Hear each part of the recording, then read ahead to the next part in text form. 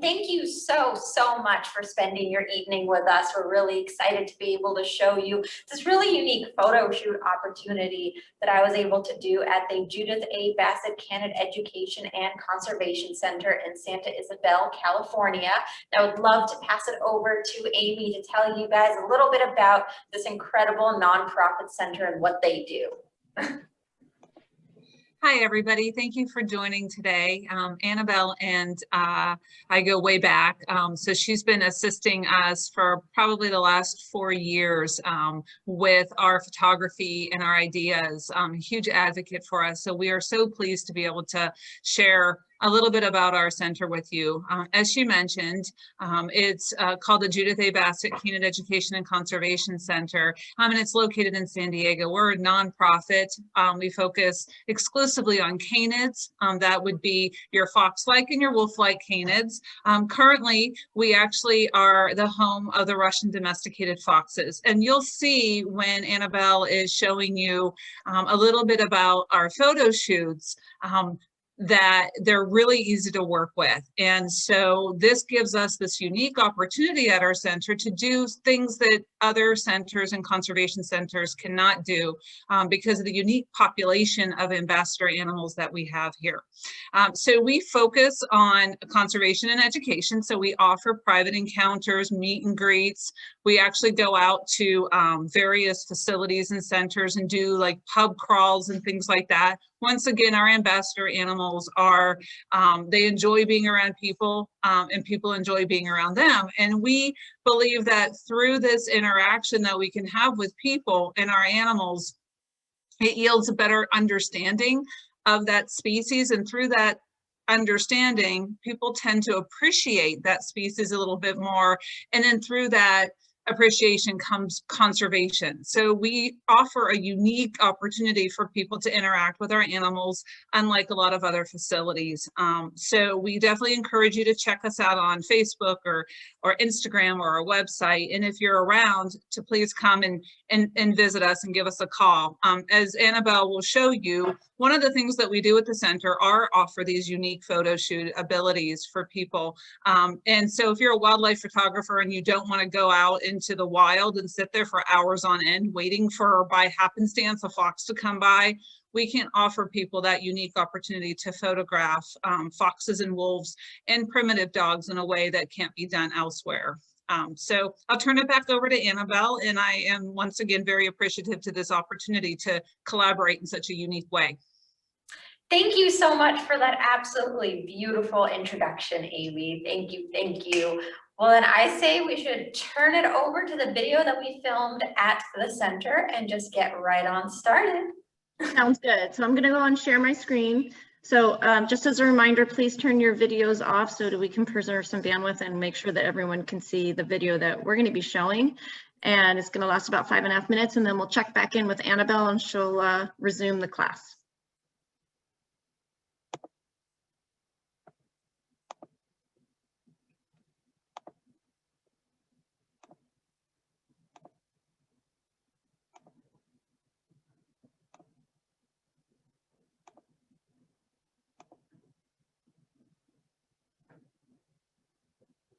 Hold on 1 second.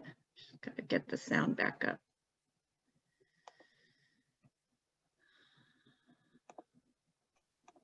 Okay. Hi, I am so excited to welcome you to the Judith A. Bassett Canid Education and Conservation Center in Santa Isabel, California. That is a little bit of a mouthful, so we often call them JABCEC or JABCECC, and this amazing nonprofit is so special for having ambassador foxes and ambassador wolves. Their focus is on education of the public, and one of the ways that we educate the public is by doing photo shoots with these beautiful animals to show the world that they're not scary or vicious and to kill a lot of the misconceptions around these beautiful species. Now, on the topic of photo shoots, let's chat about gear and the gear that I'm using for a lot of the sessions with these beautiful animals. The camera body that I'm using at the moment is the Sony a7R4. It's a mirrorless system paired with my absolute favorite piece of equipment, which is the Sigma 35mm f1.2 lens exclusively for mirrorless systems. The one that I currently have is for E-mount because I am using Sony. And the beauty of this lens is that the 35mm focal length is absolutely perfect for this location that we are shooting in. The spot that we're shooting in features a bench with some beautiful, beautiful greenery in the back. And as such, the location itself plays a very, very key role in these images. It's not just focused on the animals themselves interacting with people, it's also the entire atmosphere made by the beautiful location that we're standing in. After you've gotten your gear set up, let's chat a little bit about the settings that I use for animal photography. I find that a lot of the issues that photographers have with animal photography goes back to some of the initial settings that they didn't put their camera on. So cameras by default are set to a focus mode known as one shot. So one shot is that it helps set up the frame just for one particular image, which doesn't always work for animal photography because animals are constantly moving around and moving their heads around and not necessarily always looking at the lens itself. As such, you want to set your camera to autofocus continuous mode. What autofocus continuous mode is that the camera focus system will consistently refocus on your subjects throughout its full range of movement. So say you have a fox on your lap and it starts looking around and then it stands up abruptly. One shot wouldn't be able to capture that because one shot is only set up for one particular image, but autofocus continuous is going to be able to focus on your subject throughout its full range. Autofocus continuous, of course, isn't perfect, so if you see that your camera is losing focus throughout the range of movement, just very quickly refocus on it. Now, the next setting, which is so key for animal photography, is to switch your camera to high-speed continuous mode. What high-speed continuous mode, also known as burst mode, is that it tells the camera to take multiple shots as your finger is pressed down on the shutter. By default, it's not set to that, so when you press down on the shutter, it just takes the one shot. But with high-speed continuous, it takes multiple shots as your finger is pressed down on the shutter, and that's how I get those really key moments with animals, because I'm able to pick out the absolute perfect shot right through the whole series that I captured while it was set to burst mode. Now, without further ado, here we are shooting these foxes. Perfect. So again, I am shooting in burst mode to make sure we can capture every single moment here. My settings are an aperture of 2.8, an ISO of 160, and a shutter of 1250. Just to make sure we can capture all of the section. And the thing about working with animals is that no matter what they do, you just gotta keep shooting. Is he okay? Yeah.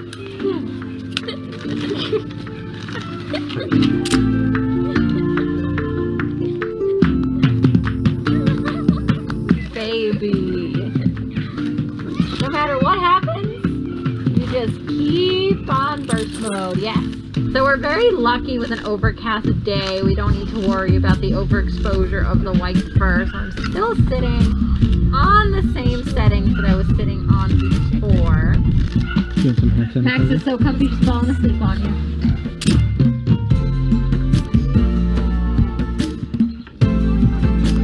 Yeah, there we go. That's just gorgeous. Perfect. And is he pushing you?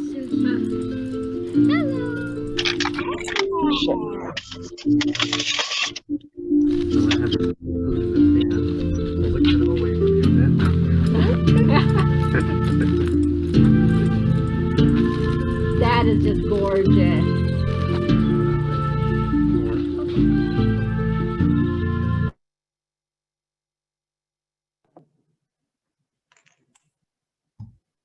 Here we go.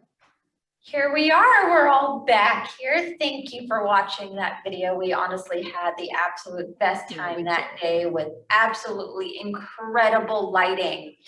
And what I wanted to mention right before I load everything up into photo editing software, because I'm actually going to show you how I edited some of those images, is you probably noticed that the leash and the handler magically vanished from the final images of that shoot.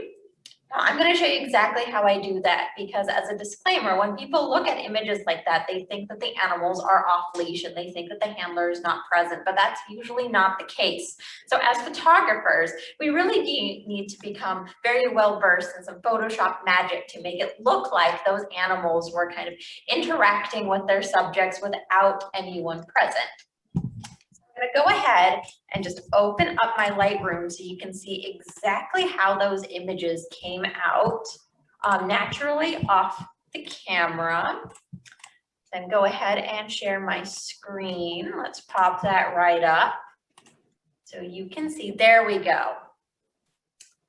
So as you can see, the images did turn out a little bit darker, and the reason for this is that I wanted to preserve a lot of the details in these shots. And because it was an overcast day, a lot of the lighting was a little bit darker than you would normally see it on a sunny day, but something that I really, really love, which I hope is rendering nicely on this zoom, is the beautiful sharpness of that 35mm f1.2 DGDN art lens per Samy mirrorless systems. They also have it in L mount, which is Leica and Sigma mount.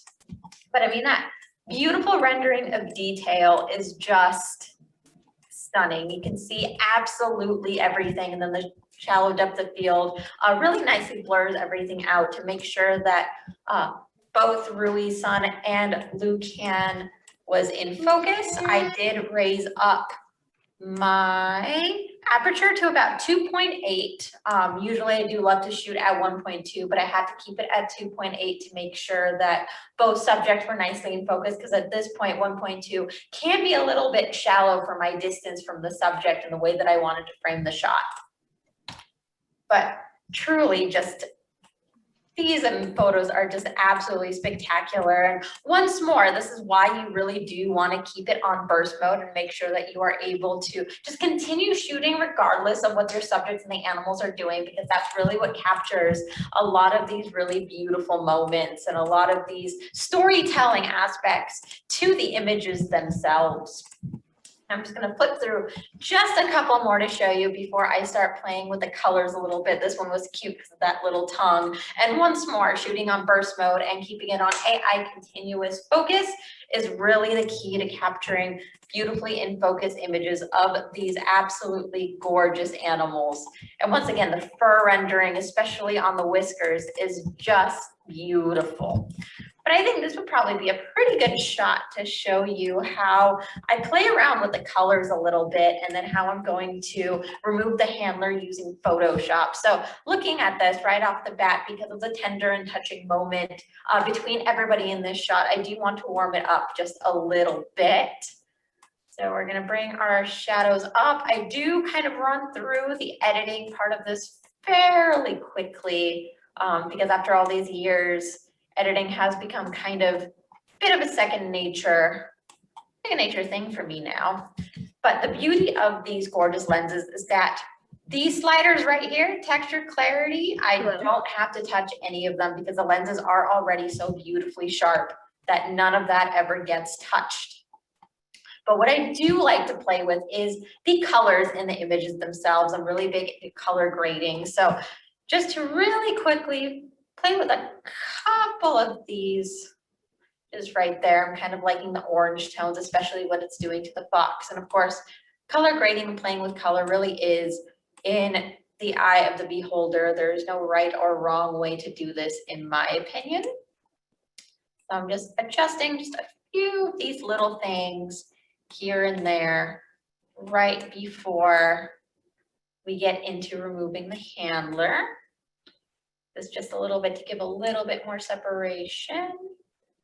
Down just a little bit. We want a little bit more vibrant. And with this, just a little bit. And again, such a big difference between the two. And I always kind of jump back and forth a little bit as I'm doing this, just to see what color combination I do like the most. There we go. A little bit of this up. Perfect. do a little bit of the crop here, though most of the crop we're gonna do over in Photoshop because I do need to add a little bit to the bottom. Because typically when I shoot these, I'm so focused on the animals that the way that I'm holding the camera comes a little bit second. I'm gonna lighten this up just a smidgen. There we go. So right away, pretty big difference there. I'm actually gonna go ahead and copy this setting, apply it to another shot so I can show you a few different ways to get the handler out.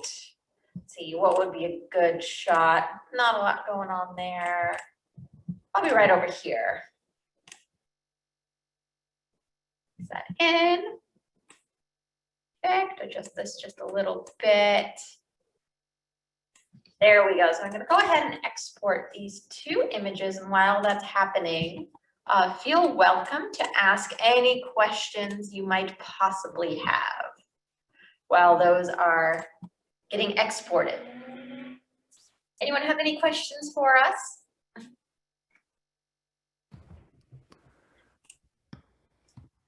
They're just about exported. How many images do you typically get in a shoot like this, or in this particular shoot? Usually, so these sessions tend to run about 30 or so minutes. So typically about 1,600 to 2,000. It's really dependent on what the animals are doing, but that is the general range that people can kind of expect to see.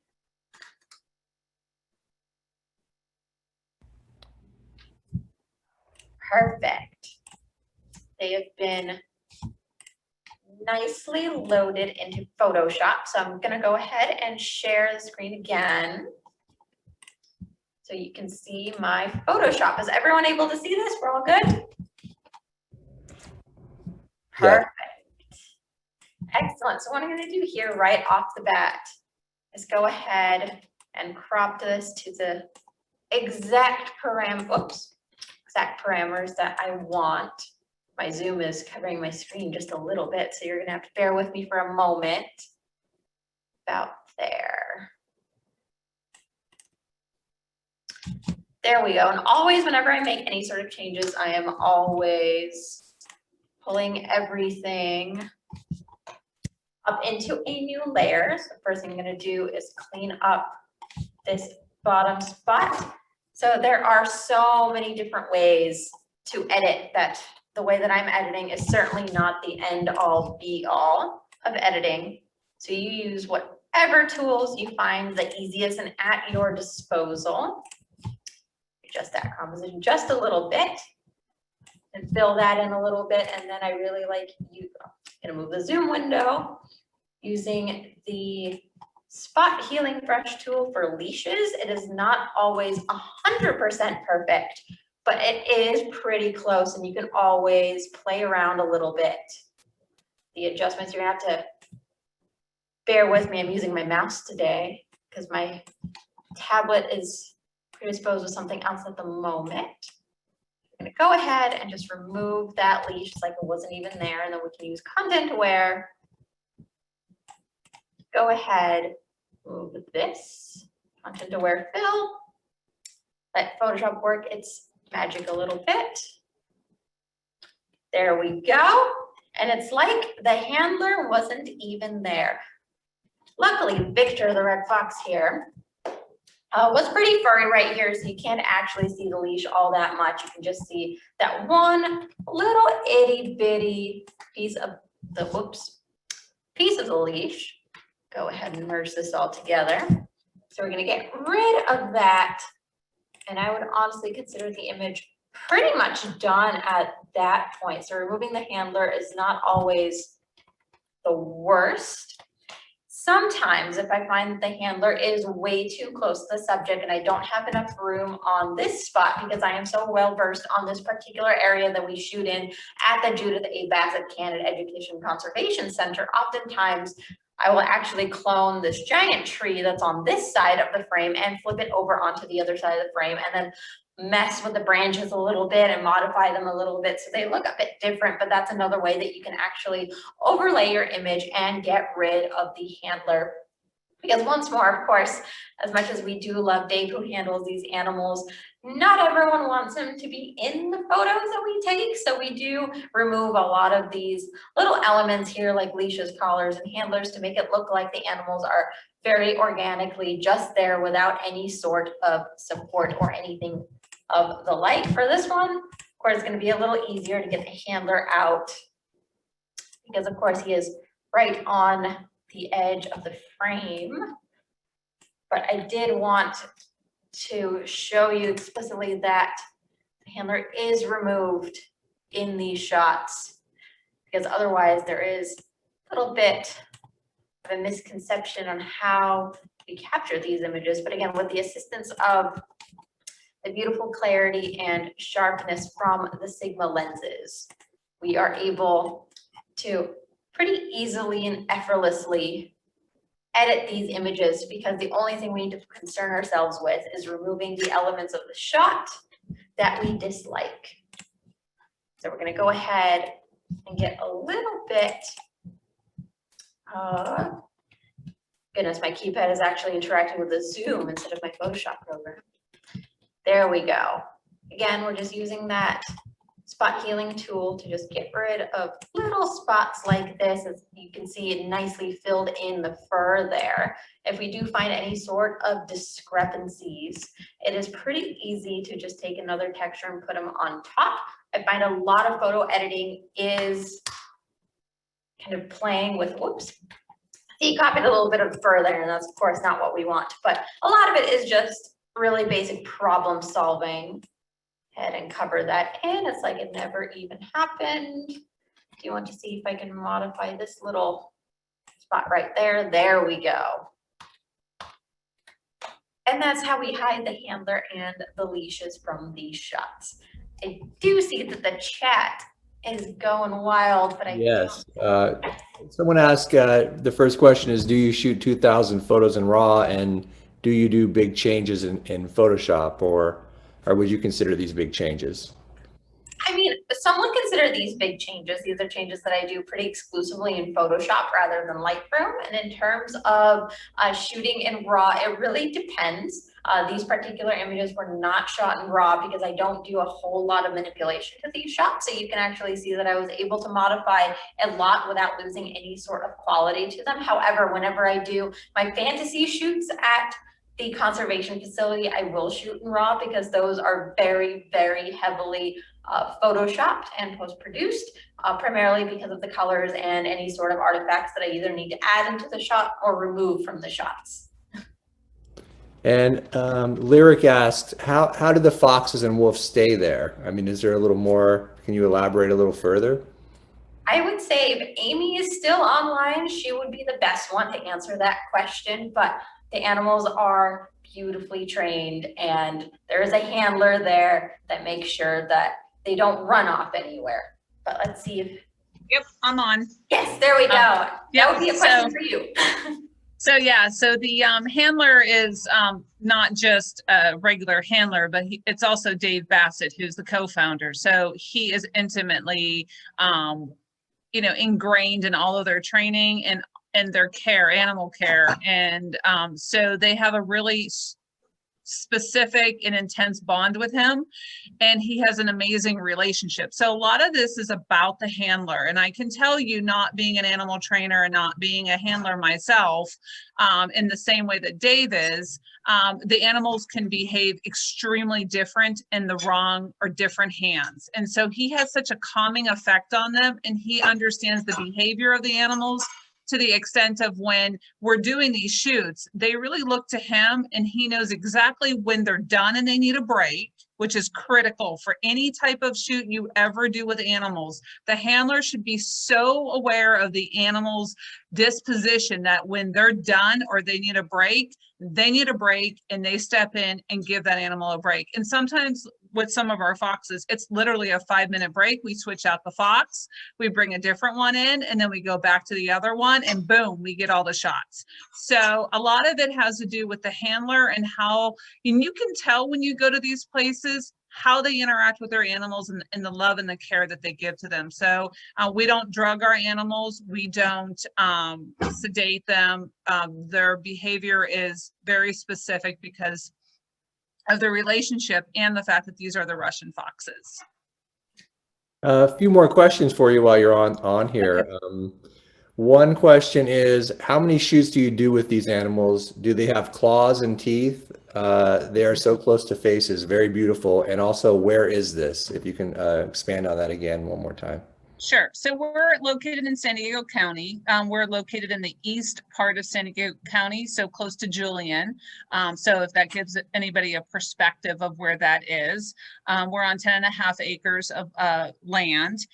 The animals, of course, we don't saw their teeth down and we don't declaw them. So of course they have teeth and they have claws. And I just want everybody to be aware that not all of our foxes, even not all of our Russian foxes, are used for these photo shoots. So sometimes people will see one of our foxes and say, I want to use that in a photo shoot. But the thing about that fox is when we do a photo shoot, they become a droopy fox or they don't want a treat. And so we know that it's just not something they enjoy doing. And if the fox does not enjoy the situation, we don't put them in the situation. So we're very intimately aware of the individual foxes and their preferences. The two that you see here, Victor and Maxa, a lot of people want the classic red fox like Victor, but he'll give you the goofiest looks.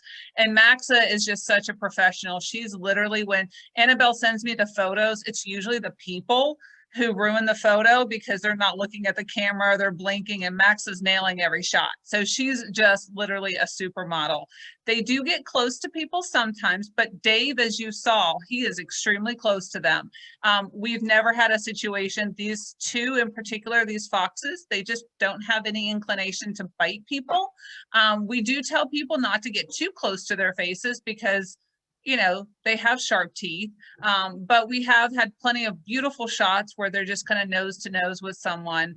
But as I said, you really have to know the animal. And like with Lucan, he's still a puppy. And so in these photo shoots, he is really full of energy and love and excitement. So Dave, has a lot of extra work to get him just to calm down because majestic isn't something that Anabel gets from him often. She usually gets goofy dork wolf who just wants to give people kisses, but he is huge. And so some people, we just say, no, we're not going to use Lucan in doing the photo shoot because he's just too big and he's too excited and rambunctious, but he's not aggressive.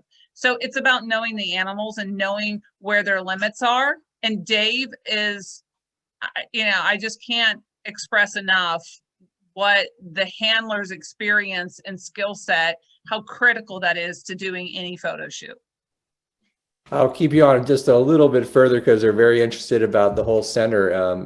Can they make appointments to go down and do photography? And further to that question, are shoots done with one photographer at a time, or is it as a group shoot?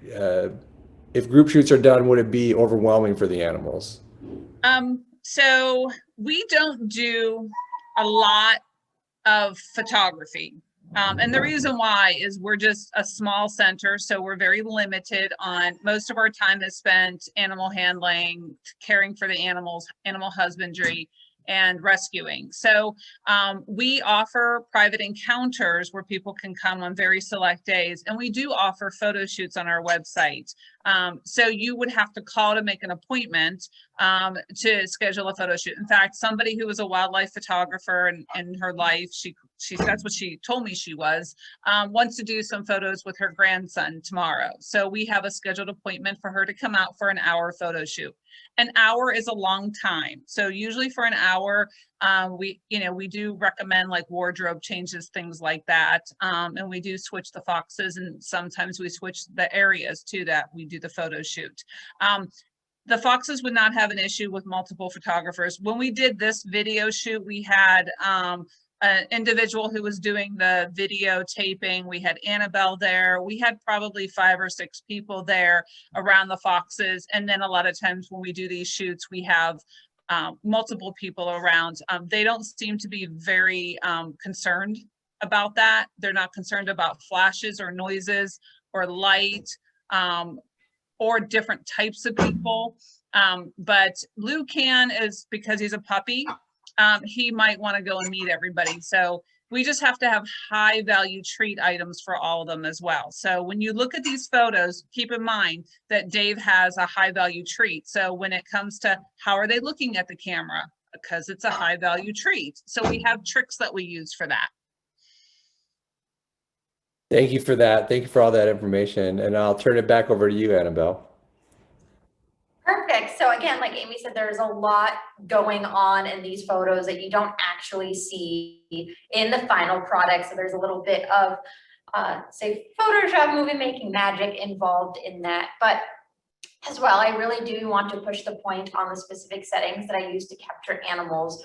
Once more, AI continuous focus really is the key, because if you're not sitting on AI continuous or AI servo or AI focus, depending on the camera brands that you are using, you will likely miss those shots. I do have to shoot very, very quickly. So I do always shoot on high speed, continuous or burst mode, just to ensure that every single moment is perfectly captured on the frame. Because sometimes we'll even go as far as using Photoshop Magic to do little head swaps or face swaps if we didn't quite get that perfect facial expression in a shot where the individual likes themselves or in a shot where we like the animal. So there is a little bit of magic involved in a lot of these images. And the reason that we create these images is, once more, to dispel a lot of the myths about these beautiful animals and to introduce the world to these incredible species, and showing that they are worth our protection and our love. And once more, we got very lucky with an overcast day here, but if this day was not overcast, then I do actually use reflectors when it's a bright sunny day to make sure that the lighting is nice and even on them. And whenever you use a reflector, you do want to make sure that you do not reflect the light at an animal in any capacity. I'm always very careful about how I do the reflector to ensure that the reflection of the light is only on the person and not on the animal. But to be honest, we haven't actually seen the animals be bothered by that either. However, it's something to be considerate about and something to remember when you're using any sort of those tactics or tricks. I personally don't use any sort of flash or strobe lighting with animals. However, as Amy said, these guys are not actually bothered by it, but I just personally prefer not to use that with animals, because I do find that animal eyes are a lot more sensitive than human eyes. So if you can imagine that a flash is pretty bright for a human, you can only picture on how bright it is for an animal themselves. And a lot of the same techniques that you would see in, say, wildlife photography, action photography, and pet photography comes into play when working with these absolutely gorgeous animals. But that being said, remember that as a photographer, you are just a photographer. I don't actually direct anyone on what to do with the animals as much. I don't tell them, or I don't say that the animal has to go do this or that. All of that is kind of up to the handler, so make sure that your subjects are always listening to the handler and the handler's direction. As a photographer, they're not your animals, and you're not really the one who's going to make decisions for those animals. That's why you have to rely on the handler and those who are very well familiar with the animals, as well as listening to make sure that the animals are happy and thriving in the photos, because you can really tell in images when they're not happy and they don't want to do what they do. No animal is ever forced in any of my photo shoots, whether it's a pet or a fox or a wolf or any creature like that. This is all something that they do because they really enjoy it, and it's something that they really thrive in these kinds of environments. And the Sigma lenses that I use the most for animal photography, here again, I featured the 35mm f1.2 DGDN art, but I also favor the 24 to 70mm lens just because of its beautiful versatility. It is a 2.8 lens, and it's available in both mirrorless and DSLR format. And because it is 2.8, and you probably saw that I moved the aperture of this lens to 2.8 instead of 1.2, is because it does allow me to have both the animal and the subject beautifully in focus while retaining a gorgeous, gorgeous shallow depth of field. So that lens is one that I really do favor, because it gives you the versatility of taking a really wide shot to zooming in all the way. Had I had that lens, I probably wouldn't have cropped this as much, because I would have been able to adjust my composition as much. But I really do love the sharpness and just a beautiful rendering of the 35mm, which is another reason that I chose to use it for this particular image.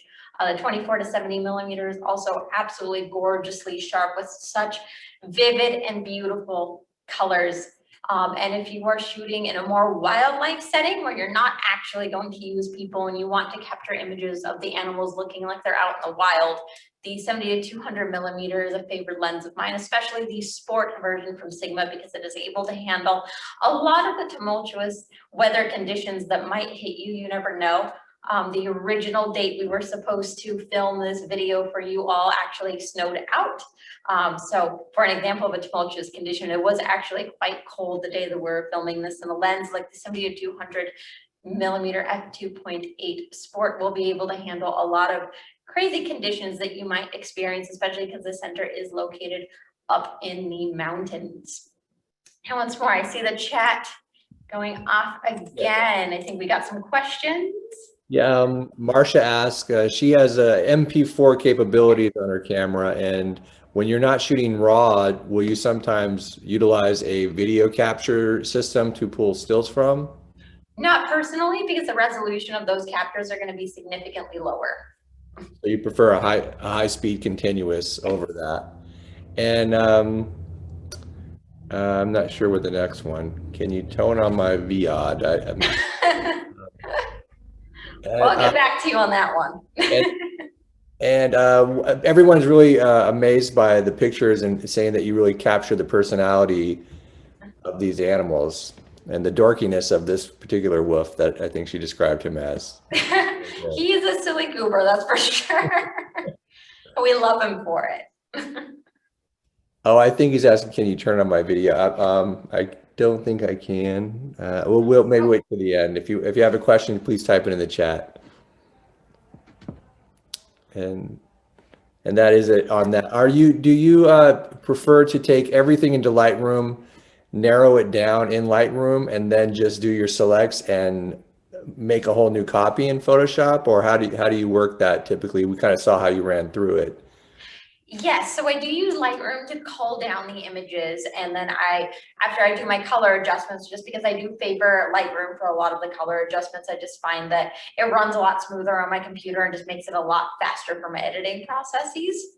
After that, I export full resolution files where I switch them over to print resolution, which is 300 dpi or more, depending on the average for dpi for printers. And then I export it to a folder that is titled color grade or something of the sort, just so I can identify which ones are the original, which ones are the ones that are graded. And then I move that into Photoshop to do the handler and the cropping adjustments. Usually I'll do cropping in Lightroom in these particular images. Because the images were tilted and angled, because I was focusing more on the animals than I was on the straight lines in my shot, which is a big no-no. You should focus on the straight lines in your shot. But I didn't actually have enough ground for some of these, so I found that it was a lot easier to just crop them in Photoshop and then fill in some of those blanks than in Lightroom. But had these shots been straight, I would have done that whole thing in Lightroom and saved myself the trouble. Yeah. Richard asked, how many keepers do you have in a 2000? I know that's kind of depends on how you look at it, but how many keepers do you have in a 2000 photo shoot? I would agree. It really depends on how you look at it. Are bloopers keepers, or are they images that you toss? Because of the really, really beautiful rendering and the beautiful focus capability of a lot of the Sigma lenses that I use, I actually find that 99% of my shots do come out in focus, which is why the way that I process them for clients is I actually upload all of the unedited images and I have the clients pick out which ones are keepers and which ones are not, because some love the bloopers. I personally love the bloopers, some do not. But because the focus capability is so, in my honest opinion, flawless, for me, there's not really such an issue of I toss, say, 1,000 of them because they're out of focus or there's some sort of technical issue with them. They all really do come out in the session. So as how many are kept really depends on the person in the shot. Okay. And was it a focus issue? Was it editing one? Okay. Yes.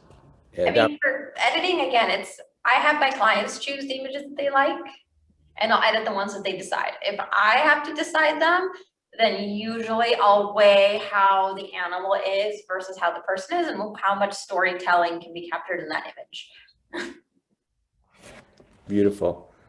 And Lyric, if you had a question, feel free to throw it out. Jonathan asked, do you ever stylize the clothing to be more pleasing than sweatpants, or I mean, It really depends on what kind of a session we're doing. Oftentimes, Amy, Dave, and I actually run a mini session event at the center where we have people be able to book 30-minute slots and come get really quick family photos done or just personal portraits done. And you'll see everything from huge, extravagant costumes to just families dressed up in kind of casual attire wanting to meet these beautiful animals. It is something to note that you are working with animals, and just like working with pets, your most beautiful, expensive, dazzling garb may have a snag on it or a little bit of dirt on it afterwards, because we are working with animals. That is something to keep in mind, but it really just depends on what kind of photo session comes in front of our lens, because once more, we've had really extravagant, huge costumes. I mean, we had ball gowns actually come in and be posed with these beautiful animals, and then we have everything to casual garb where they just want to come and meet and get some memory shot with these beautiful creatures. Victoria asked if you do any type of editing before you send the images to the client, meaning do you let them select and then do your Lightroom and Photoshop stuff that's a little more involved with the removing of the leash, etc.? Sometimes I'll send them the color graded versions if they're not familiar with my work, but with the return clients who are familiar with the way that the final images come out, I actually just send them straight off the camera, resized, watermark proofs, where all they have to look at is the way that they look and the way that the animal looks, and picks out the shots based on that. That's how I get them up so quickly, because I'm pretty well known for having images up within a few hours of the photo session. However, with the case of this nonprofit, it does take me about 3 hours to make it to the center, because I do live in Los Angeles. So those sessions tend to go up live overnight instead of a few hours after, simply because I'm not physically at my computer. Sylvia asked, how long have you been doing those types of photo shoots, the one you described of bringing all types of people into these environments? Well, I've been working with the Judith A. Bassett Canada Education and Conservation Center for about, I would say 4 or 5 years now, maybe a little bit more, but I actually photographed my first high content wolf dog when I was 16 years old. So it's been about 11 years that I've been working with exotic animals. And then it kind of moved on to photographing coyotes, Siberian tigers, and other such creatures before I was beautifully introduced to Amy, and our friendship blossomed from there. And Sharon asks, are your sessions for us to come out and to have our picture taken with the animal, or for us to take the picture of the animal? If you're booking a mini session event with me, it's for me to take photos of you with the animal. If you're booking just a photo shoot through the jabcecc.org website, that would be dependent upon whether you're bringing a model and you're photographing the model with the animal, or you're photographing the animal, or you want to be photographed with the animal. They have different types of photo shoot options. And one question is, does your camera have animal eye autofocus, since the animals are moving as well as the human? So when they're together, how does that react to the both animal and human in the picture? So the Sony A7R4 and the new firmware with the Sony A7R3 do have both animal eye tracking and human eye tracking. For these types of images, to be honest, because they are sitting on a bench and I'm keeping them at the same level, for me, it doesn't really matter whether it's set on human eye tracking or animal eye tracking, because they are sitting at the same level, and I am shooting in an aperture to be able to get both in focus, so it doesn't actually impact anything. But if I am photographing something in which the animal is the primary subject, the human is secondary, and we really do want the human to be more of kind of a background piece rather than the animal, then I'll set it to animal eye tracking, and vice versa. If the person really is the subject of that shot, it'll be set to human eye tracking. And somebody is also asking if they could see other photos. Did you take photos with just the animals? And not for this session, but usually I do.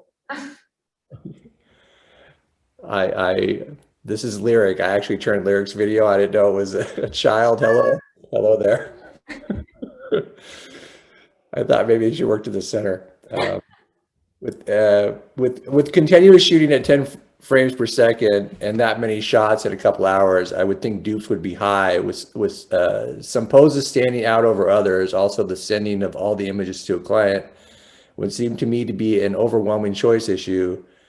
which was why they were asking the questions about the edit. It was more probably not that there were some better than others, just more that how do you kind of tighten it up so that the client just isn't so overwhelmed. I imagine with these photos, most of your work is just perfect across the board. So do you have to really steer it to go, I can only put 100 in front of this group of people, or they're going to be.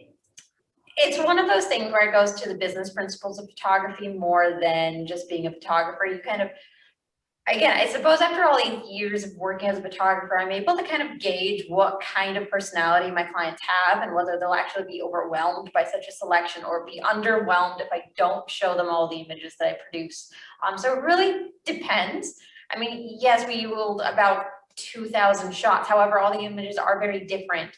What we didn't show as much in these sessions is that whenever we do the photo shoots with the animals, we do start on the bench, but then we do some photos on the ground, and then we do some photos where people are holding the animals, and we do some photos where we have different mixes of people coming in or they stand differently. So there is a lot of variation to the images. So 2,000 doesn't feel as overwhelming when there is a lot of variation of the shots.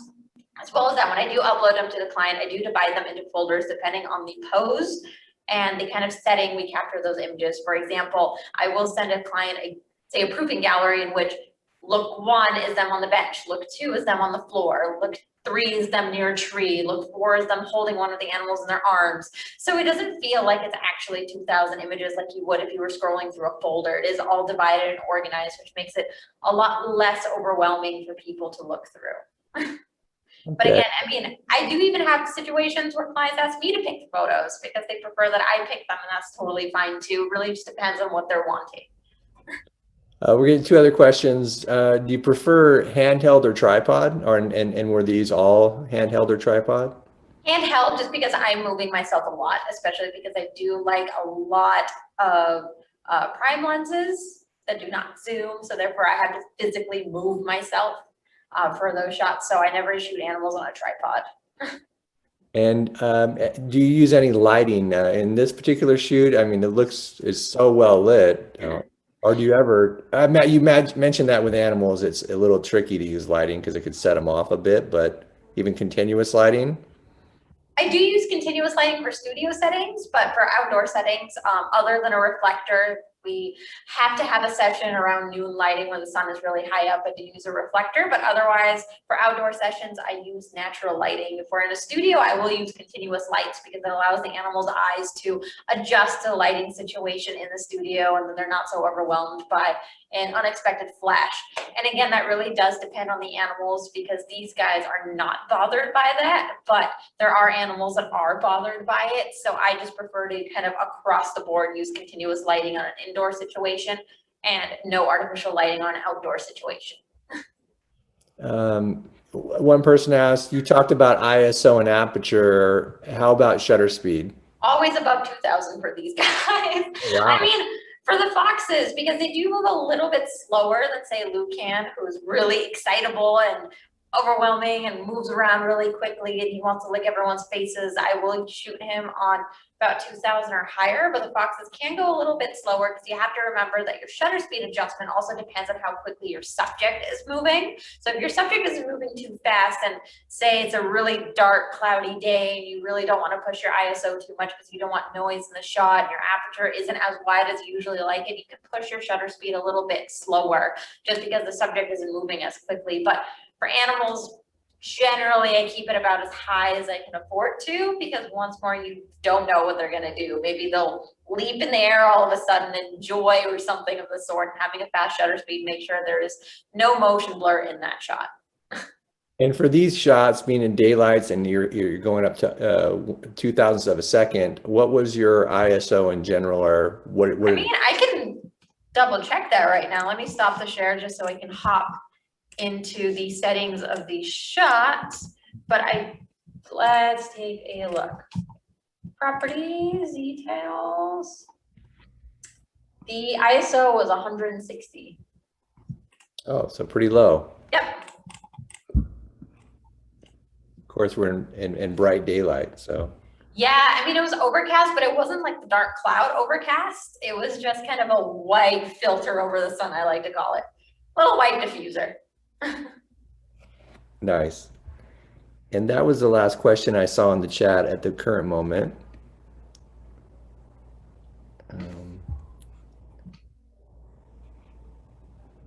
As I can see, yep. Were there, did you want to talk any more on any other parts of this? If there's more questions in the chat, feel free to throw them out there, guys. It's never any bad questions. Absolutely. Well, I think I covered all the primaries on a session like this, is to always be always refer to your handler when anything concerns those animals. You can direct the people as much as you want to direct them. Usually I just tell, because I want everyone to have an experience and I want everyone to have fun, and photo shoots to me are just as much about the experience as the images that they yield. I always tell a subject just to have fun. You're meeting these incredible animals, one of the only places you can do something like this, and to just keep smiling and look at the animals on occasion, or look at the camera and just keep doing what you feel like doing regardless of what the animal is doing, because you never know what kind of beautiful moments you can capture. I really like the candid shots of people interacting with those animals, maybe looking at their faces and the animals having their paws on them. Anything that tells some sort of story and the beautiful connection between humans and animals, which is something we really strive to show in these photo shoots, especially when it's children posing with these gorgeous animals. And again, final kind of rundown on the settings: AI continuous focus, AI servo, depending on the kind of camera brand that you have. You want to make sure that your focus system is set to continuously refocus on moving subjects, because by default, a lot of cameras are set to one shot, which focuses on just one image and does not allow for a lot of great change without losing focus. And then burst mode, continuous mode, to make high speed continuous, to make sure that you are capturing photos very, very quickly, because oftentimes I will focus on the subject and just kind of let my shutter do its thing, because you never know what kind of moment you might capture in that sequence. We'll often look through a sequence and be like, this one particular shot in, say, a middle of 30 images is the money shot, a winning shot to tell a story in these images. And then as people were asking me about shutter, I do like to keep it around the 2000 range. For animals that move a little bit slower, you can go a lot lower if you're handheld. I find that it is easier to have a shutter at about 500 and up, but the shutter doesn't really impact the shot in terms of like high ISO equals noise or aperture affects the focus. With a shutter speed, it just makes the images darker if it goes faster, but generally for animals, kind of push it as fast as you can go, just because you never know what they might do. The ISO for these particular shots was very low because it was pretty bright despite it being overcast, because it was kind of a white overcast rather than a dark cloud. So it was sitting at around 160. My aperture was 2.8 because I wanted to make sure that there was a beautiful shallow depth of field and a beautiful separation between the subjects and the background, because had my aperture been any narrower, you would find that the subject might get a little bit lost in the density of the trees and the detail of the trees in the back. So I do like to have a good subject separation between the two, or the three in this case, if you're counting the animal and the human as two separate subjects, just to make sure that the first thing that your eye goes to is the bond and the interaction between the two of them, rather than all the overwhelming details in the shot. We got a comment and a question, very poignant one from Lyric, who says the foxes and wolves are cute, which I definitely agree. And the follow-up to that is, but do they bite? These particular ones do not bite. And I think Amy, again, kind of answered that earlier, that the ones that are not as fun during photo shoots, the ones that don't really like that kind of interaction, are never used in these kinds of settings or do not interact with the public. But the ones that do love photo shoots and do love hanging out on set like this do not bite. And which Sigma lens is your workhorse for animal work? Oh, the three that I mentioned really are the ones that I pull out the most. It's the 35mm f1.2 DGD and Art, the 24 to 70mm f2.8. They have the two versions, the DSLR and the mirrorless. I've got both of them, and I use both of them depending on what camera that I am using. And the 70 to 200mm f2.8 Sport that lives on my Canon DSLRs. That lens is absolutely beautiful. And if I do really want to capture kind of those wildlife shots with a much shallower depth of field, Sigma also has the 135mm f1.4. So 1.4 or 1.8? We have a 1.4. 1.4. Hi, I was right. I use that one because it also provides a really, really beautiful separation between the subject and the background. It's especially great for shooting animals in locations that are maybe not as scenic as you'd want them to be. In Southern California, the moment winter comes around, everything is brown and dry. We don't have these beautiful fall colors. So sometimes a lot of the locations that are beautiful in the spring are not as scenic in the fall or the winter, and I will use a lens like that to make sure that the animal still looks like they're frolicking in a mystical wonderland because of the shallow depth of field. Do you use, someone's asking if you do any video, and if you shoot any video without a tripod, do you use any Steadicam or a mobile platform? I don't shoot video. Okay. Yeah, that's not my forte, unfortunately. And, a good question here is, Richard asked, with do you use silent or mechanical shutter, and do you find that sometimes even if you are using a regular sounded shutter, do you hear any reaction even just to the shutter, or just notice any reaction? That depends on the animals. These guys are so used to me making shutter noises, which, to be honest, since I do shoot a lot on mirrorless systems, I really do keep that shutter on more for the people than I do for the animals, just so they know and are aware that I am taking the shot. Those animals ignore me completely. They're so used to that noise. But I do find that when I photograph animals that haven't heard that noise before, sometimes they get curious, and sometimes you'll get kind of tilted heads or curious facial expressions, which I really do like. But if I find that an animal is being bothered by that sound or it's scaring them, I will switch it to silent. Yeah, well, I get one question here. Why not the 100 to 400C? This is someone that likes the 150 to 600 normally, but when he doesn't want to go out with that long lens, he goes to a 100 to 400. Do you find that would work in a situation like this as well? It absolutely would. The only reason that I favor the other lenses are because of the aperture being really wide. Since I do a lot of variety of photography, I need to make sure that my lenses are able to photograph a wide array of subjects and not just be focused on animal photography. So whenever I do purchase lenses, I try to keep in mind that these lenses need to be used across the board for subjects. So I always look for lenses that have a really, really wide aperture to be able to adjust that. Nice. We're getting someone say, if you visit us in Uganda, thank you for joining us from all the way from over there. You can take photos of the lions here with the Sigma 70 to 200 millimeter. I would love to. I am absolutely dying to go on a safari. I think that would be so cool. Yes, and that's the overall comment here is how much they love your work and how beautiful it is that you connected so well with the animals and illustrated that with your photography. And I want to thank you from Sigma, and I'm going to please purchase Sigma or check out Sigma at Samys, everyone here, and check out some of the lenses that Anabel mentioned here today. And I will pass it on over to Rui. Thank you so much for being here. I mean, the whole experience was just wonderful for myself and my kids, and really enjoyed it and learned a lot about animals, and just wonderful. So thank you for your time. Thanks for being such a wonderful support of Samy's Photo School and education. And I hope you all enjoyed it. And let me know, put any questions in the chat if you have any for me. We are continuing with more workshops all the time, constantly adding some. We'll be adding a whole series of landscape workshops with Sigma coming up in August. So check out those when they come in.